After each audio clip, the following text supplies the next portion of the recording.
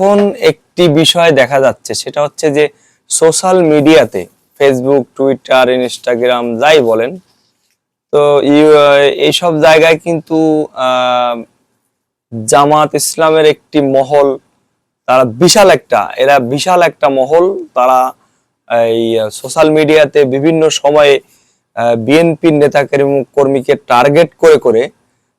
তারা বিভিন্ন ধরনের অপপ্রচার চালাচ্ছে। তো এই ব্যাপারে অন্তত বিএনপিকে সচেতন থাকতে হবে, এবং বিএনপির যারা সাধারণ কর্মী আছেন তাদের কিন্তু উচিত যে আপনারা এর মোকাবেলা মোকাবেলা কিভাবে করবেন।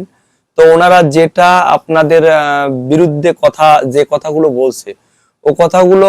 পাল্টা জবাব দিয়ে দিন সোশ্যাল মিডিয়াতে, সুন্দর ভাষায়, মার্জিত ভাষায়, কোনো হইচই না করে, গালাগালি না করে,